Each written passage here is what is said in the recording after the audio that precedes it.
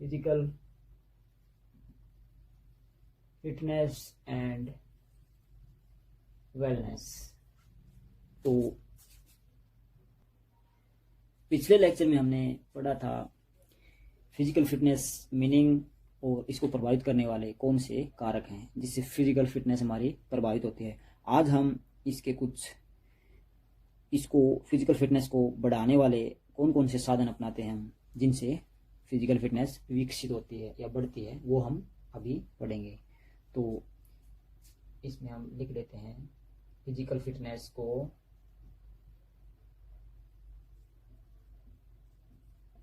विकसित करने के साधन, अभी हम इन पर चर्चा करेंगे। तो सबसे पहले है फिजिकल फिटनेस, इसको बढ़ाए कैसे। इसके कई तरीके हैं। सबसे पहले हम लिख रहे हैं खेल कूद में हिस्सा लेना या भाग लेना। खेल कूद में भाग लेना। तो खेल कूद में भाग लेकर हम फिजिकल फिटनेस को बढ़ा सकते हैं। इसमें काफ़ी सारे गेम हैं जिनको हम खेलते हैं और उनसे हमारी मांसपेशियां और हड्डियां मजबूत होती हैं।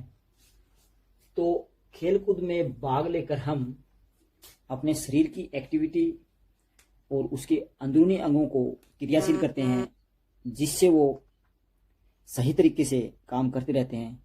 तो खेल कूद में भाग लेकर भी हम अपनी फिजिकल फिटनेस को बढ़ा सकते हैं। नंबर 2 पर हम लिख रहे हैं कुछ एरोबिक एक्सरसाइज होती हैं। एरोबिक एक्सरसाइज, तो एक एनारोबिक होता है।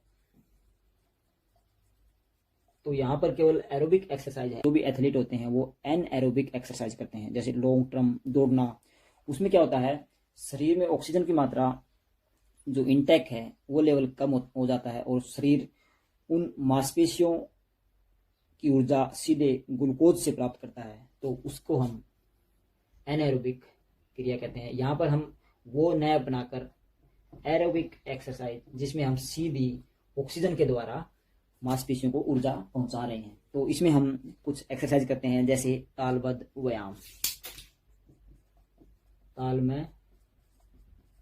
तालमय व्यायाम, तो ये इसका एक पार्ट है। तालमय व्यायाम में मैंने कल भी बताया था आपको, इसमें कुछ डांस क्रियाएं होती हैं या लेजियम पर हम एक्टिविटी करते हैं। कुछ जिम्नास्टिक होती हैं जो फ्लोर पर की जाती हैं, तो वो भी एक संगीत के द्वारा ही होती हैं। इसमें दूसरा पार्ट है जॉगिंग का। जॉगिंग का आपको सबको पता ही होगा कि हल्के हल्के कदमों से चलना। तो यह भी हमारी मांसपेशियों को मजबूत बनाने के लिए काफ़ी है। जॉगिंग आजकल सिंपल व्यायाम बन गया है जिसको लगभग सभी लोग करते हैं और यह सुबह के दौर में की जाए तो बहुत ही लाभदायक होती है। तीसरा है कैलेस्थेनिक्स।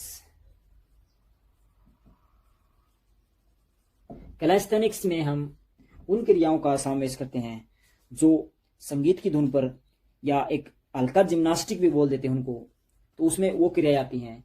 ये शरीर की सभी एक्सरसाइज करवा देती हैं, जैसे कूदना, उछलना।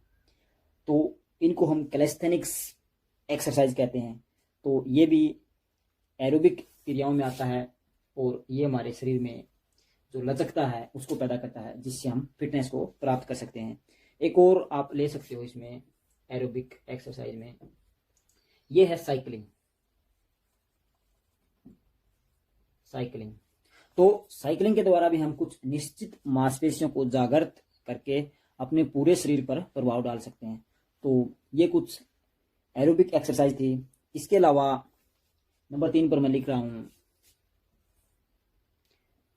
जिसको हम भार प्रशिक्षण भी कह सकते हैं। भार प्रशिक्षण में हम शरीर से कुछ भार उठाते हैं और उस दौरान हमारी मांसपेशियों को एक्टिव रहना पड़ता है। तो भार प्रशिक्षण के भी काफ़ी माध्यम हैं जो हम जिम में या घर पर भी कर सकते हैं। तो आजकल जो भार प्रशिक्षण ट्रेनिंग मेथड है ये काफ़ी बढ़ गया है। युवाओं में इसके प्रति काफ़ी लगाव है। जिम में जाकर या कई गांव में ही खेल स्टेडियम होते हैं, वहाँ पर जाकर ये किया जाता है। तो इससे शरीर की मांसपेशियों को एक कार्य करना पड़ता है बहुत ही अधिक मात्रा में, और वो सक्रिय रूप से उसमें इन्वॉल्व रहती हैं, और उनसे उनका आकार बढ़ जाता है, और वो जो वजन उठाने की क्षमता है वो भी धीरे धीरे बढ़ने लगती है, और साथ के साथ उनका आकार भी प्रभावित होता है। तो बाल प्रशिक्षण फिजिकल फिटनेस के लिए बहुत ही इम्पोर्टेंट है। आजकल युवाओं में ये धारणा भी पैदा हो गई है कि बाल प्रशिक्षण किस उम्र से स्टार्ट किया जाए। आधुनिक जो प्रयोग हुए हैं, जो शोध हुए हैं, उनसे पता चला है कि अगर हम 14 वर्ष की आयु से अगर बाल प्रशिक्षण स्टार्ट कर रहे हैं तो वह हमारे लिए बहुत फ़ायदेमंद है।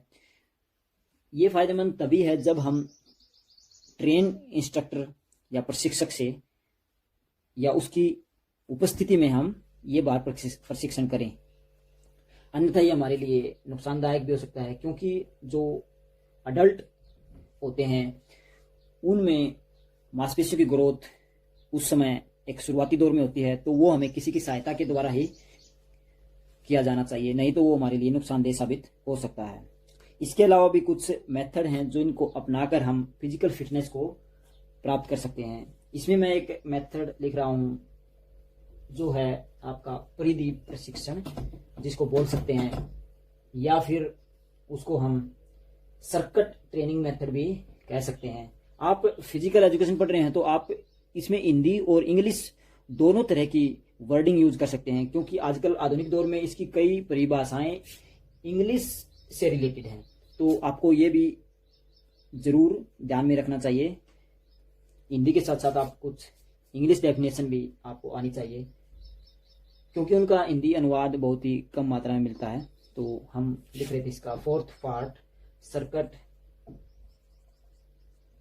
Training method. तो इसके द्वारा भी हम कुछ एक्टिविटी को हम सर्किट का आप मतलब समझ गए होंगे कि परिधि प्रशिक्षण व्यायाम, इसमें हम कुछ अलग अलग व्यायाम एक के बाद करते जाते हैं, तो वह हमारे शरीर के लिए ज्यादा बेनिफिट होता है। एक मैं उदाहरण दे देता हूं आपको। सबसे पहले हम अपने शरीर को गर्माने के लिए एक वार्मिंग अप के लिए रस्सी कूद रहे हैं, रस्सी कूद कर रहे हैं लगभग 1 मिनट। इसके बाद हमने स्टार्ट किया जंपिंग, एक ही जगह पर खड़ा होकर हम जंप कर रहे हैं, तो ये भी हम लगभग 30 सेकंड तक करेंगे। इसके बाद हम कर रहे हैं एक रस्से पर चढ़ना,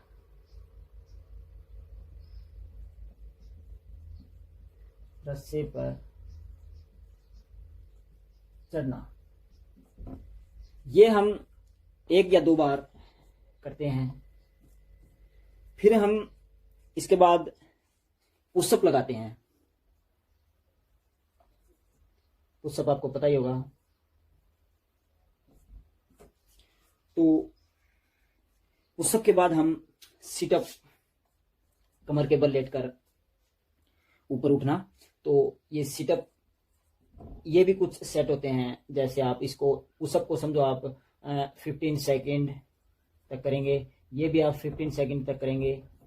तो इसके बाद मैं कुछ ऐड कर देता हूं इंस्ट्रूमेंटल एक्सरसाइज, जिसको हम बोल देते हैं बेंच प्रेस। बेंच प्रेस जो हम एक बारबेल के सहारे करते हैं, जिसमें वेट लगा होता है, और उसको हम अपने हाथों में उठाकर ऊपर नीचे और कमर के बल लेटकर करते हैं। तो बेंच प्रेस हो गया। बेंच प्रेस के बाद हम स्क्वाट, जिसको आम भाषा में आधी दंड बैठक भी बोल देते हैं। हमें अपने घुटनों तक नीचे बैठना होता है, फिर उठना होता है, इसको हम स्क्वाट बोल देते हैं। ये भी हम 30 सेकंड तक करते हैं। तो इन्हीं सर्कल को, ये एक्सरसाइज हम जैसे 1 मिनट, ये लगभग आपका समथिंग 3 मिनट का साइकिल है पूरा का पूरा।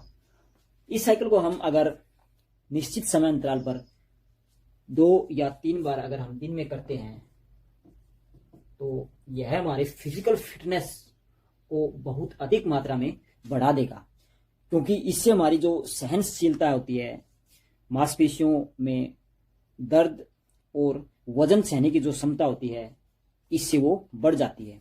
तो सर्किट ट्रेनिंग मेथड बहुत ही, हमारे देश में नहीं विदेशों में भी इसका बहुत ज़्यादा प्रयोग होता है। मांसपेशियों में जो स्ट्रेंथ डेवलप करने का जो साधन है, उसमें भी हमें बहुत ज़्यादा लाभ देता है। तो सर्किट ट्रेनिंग मेथड आपको अपनाना चाहिए। इसके अलावा एक और ट्रेनिंग मेथड है, वो भी जान लेते हैं। उसको हम कहते हैं अंतराल प्रशिक्षण मेथड, जिसमें कुछ समय एक्सरसाइज की जाती है, उसके बाद कुछ समय व्यायाम किया जाता है, फिर थोड़ी देर रेस्ट किया जाता है और फिर हम व्यायाम में लग जाते हैं। अंतराल प्रशिक्षण मेथड, इसमें होता क्या है, अंतराल प्रशिक्षण में अगर हम मान लो आपको ये रनिंग ही लगा लो, आपको एक रनिंग की तैयारी करनी है या कोई रेस, तो उसमें हम 400 मीटर अगर भाग रहे हैं, तो अंतराल प्रशिक्षण क्या कहता है कि 400 मीटर आप भागें। शुरू में आप 400 मीटर लगभग 1 मिनट 15 सेकंड में कंप्लीट कर रहे हैं। तो 1 मिनट 15 सेकंड में आप कर रहे हैं, तो ये आपका समय है। इसमें इसने बोल दिया आपको फिर लगभग 2 मिनट का रेस्ट करना है। 2 मिनट का रेस्ट होते ही फिर हम 400 मीटर भागना स्टार्ट कर देते हैं। फिर अगली बार हम 2 मिनट का रेस्ट ले लेते हैं। तो इस प्रशिक्षण में हम धीरे धीरे ये टाइम है और जो ये टाइम है, इन दोनों को हम धीरे धीरे कम करते जाएंगे। इससे होगा क्या कि जो हमारी स्ट्रेंथ है वो भी बढ़ने स्टार्ट हो जाएगी। अगली बार हम इसको करेंगे तो 400 मीटर है, हम इसको 1 मिनट 10 सेकंड तक कम कर देंगे और इस समय को भी हम 1.5 ले आएंगे। या आप इसको धीरे धीरे कम भी कर सकते। अगर आप 400 के ऐसे 10 सेट भी लगा रहे हैं, तो शुरू में आप 3 मिनट लें रेस्ट की, फिर आप उसको 2.5 मिनट कर दें, 2.5 मिनट के बाद आप उसको 2 मिनट, ऐसे करके आप अपनी स्ट्रेंथ को बढ़ा सकते हैं, जो हमें फिजिकल फिटनेस के लिए बहुत ही लाभदायक भी है। तो ये कुछ प्रशिक्षण की विधियां थी जिससे हम फिजिकल फिटनेस प्राप्त कर सकते हैं। तो आज के लिए इतना ही। कल हम फिर मिलेंगे, इसी टॉपिक पर चर्चा करेंगे। तो आप इसको नोट करें और साथ के साथ पढ़ें भी और समझें भी।